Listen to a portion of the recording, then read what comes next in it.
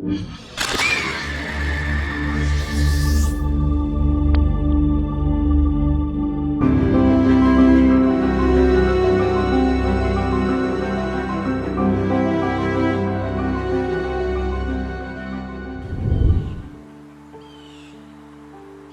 lived in a perfect world in the beginning, but perfect man in a perfect world no longer exists. Sin sent man down a road to ruin. When they knew God, they glorified him not as God, neither were thankful, but became vain in their imaginations, and their foolish heart was darkened. That phrase, neither were thankful, seems to jump out. I'd like to ask you, as a counselor, in your experience, does the issue of thankfulness enter in any great way in your counseling work with people? Yeah, consistently. We have a lot of different applications in relationship to this issue of gratitude, thankfulness, on a personal level and as relates to relationships, marriage, and family, yes.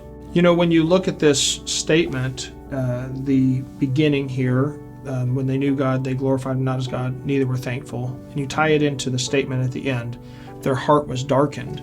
What we see in our society at large, in families and in individuals altogether, is a sense of a darkness in them that is spilling over into our culture, from our homes, and that darkness is directly related to an ingratitude toward God and toward what he has given us as men.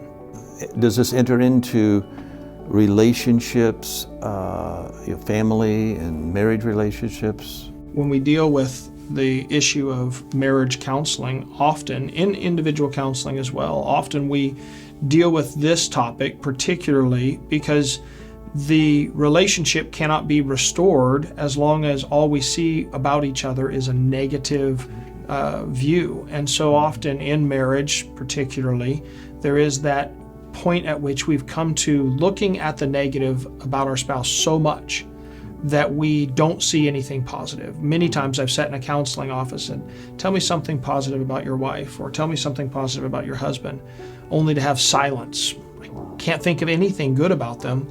And yet here they are, only a few years earlier, they had loved each other so much, they saw so much good in each other that they had to get married, and now there's no good at all that can be seen.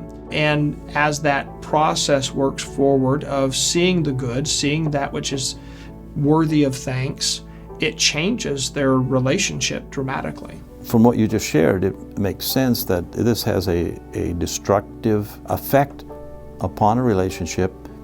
And if we expand that out to society in general, the result could be social breakdown, honestly. Think about this passage in regard to a family. You have a mother and father, they have a child. The child grows, becomes a teenager. And as normal teenagers are, they begin to see all the things that they don't like about home, mom, dad. They become negative. They begin to focus on those things. And there's a rebellion that is produced in their heart in that time frame. Often many conflicts in the home.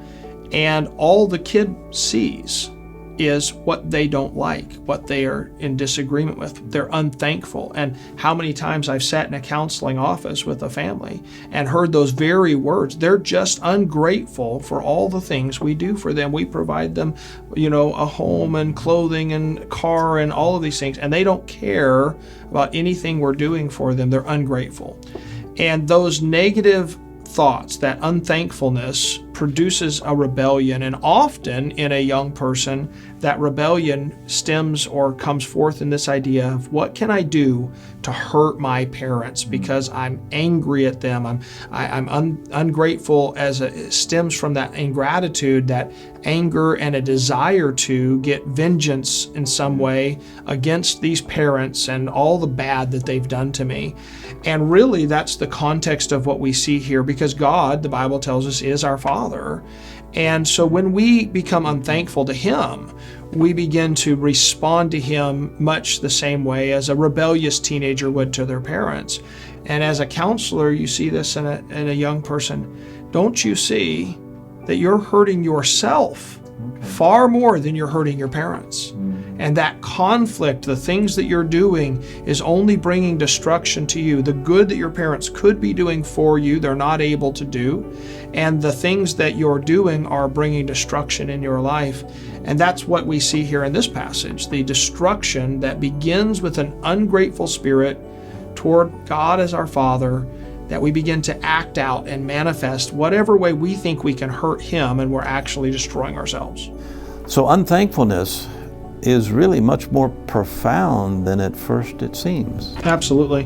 When we consider this issue of ingratitude, it has personal, family, and societal implications that show us that without gratitude, it brings an absolute devastation and destruction to us in every aspect of our life.